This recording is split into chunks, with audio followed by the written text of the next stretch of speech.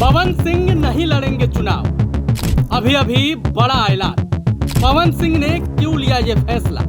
नमस्कार, प्रभात खबर में आपका स्वागत है। मैं हूं आपके साथ राजकमल। देखिए इस वक्त की बड़ी खबर, पवन सिंह चुनाव नहीं लड़ेंगे, ये बात उन्होंने खुद कही है।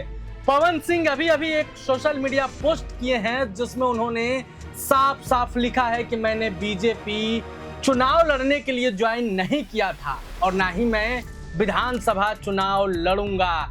इस पोस्ट के बाद खलबली मच गई है बिहार में। जिस तरीके से कयास लगाए जा रहे थे कि पवन सिंह चुनाव लड़ेंगे और इससे ठीक पहले उन्होंने उपेंद्र कुशवाहा से मुलाकात भी की थी कि एनडीए में सब कुछ ठीक ठाक हो जाए। लेकिन इस बीच अब पवन सिंह के इस पोस्ट से खलबली मची हुई है। इस पूरे मामले पर बातचीत करने के लिए हमारे साथ हमारे सहयोगी अभिनंदन हैं। हम उनसे मामले को विस्तार से जानेंगे। अभिनंदन, चर्चा हो रही थी कि पवन सिंह चुनाव लड़ेंगे, लेकिन अचानक पवन सिंह का पोस्ट आता है और खलबली तेज हो जाती है। पूरा मामला क्या है? देखिए, पवन सिंह को लेके विनोद तावड़े और ऋतुराज सिन्हा ने उपेंद्र कुशवाहा से मुलाकात कराई थी। मुलाकात के बाद उन्होंने दिल्ली में अमित शाह और जेपी नड्डा से भी मुलाकात की, जिसके बाद से अचानक से बिहार की राजनीतिक गलियारों में चर्चा तेज हो गई कि पवन सिंह चुनाव लड़ेंगे। पवन सिंह खुद उन्होंने नहीं बोला था, हालांकि उन्होंने स्पष्ट नहीं किया था कि चुनाव लड़ेंगे या नहीं लड़ेंगे, लेकिन अटकलें लगाई जा रही थी कि पवन सिंह चुनाव लड़ेंगे। लेकिन उन्होंने अभी पोस्ट किया है और अमित शाह के साथ फोटो उन्होंने पोस्ट किया है और लिखा है कि मैं चुनाव नहीं लड़ूंगा, पार्टी ज्वाइन इसके लिए मैं नहीं किया था कि मैं चुनाव लड़ूंगा, और मैंने कभी स्पष्ट भी नहीं किया था कि मैं चुनाव लड़ूंगा।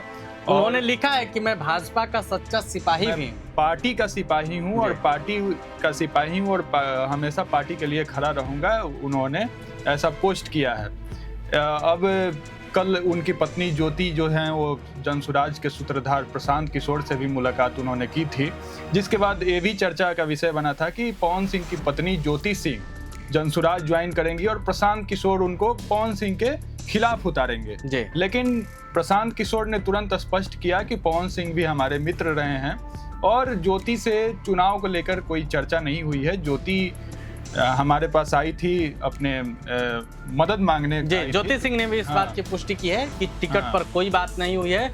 मैं एक महिला हूं और महिला के नाते मैंने महिलाओं के लिए न्याय की मांग करने के लिए। हो सकता है कि पवन सिंह का ये भी कारण रहा हो, उनकी पत्नी के साथ जो विवाद चल रहा है, तो उससे भी उनके अंदर ऐसे ही कुछ। अभिनंदन, ये महत्वपूर्ण पॉइंट है। चर्चा चल रही थी कि जिस तरीके से पिछली बार याद होगा कि लोकसभा चुनाव था, आसनसोल से पवन सिंह को टिकट दिया गया था बीजेपी की ओर से, लेकिन उस समय बंगलिनिया को लेकर एक गाना आया था पवन सिंह का और जिसका पुरजोर विरोध किया गया।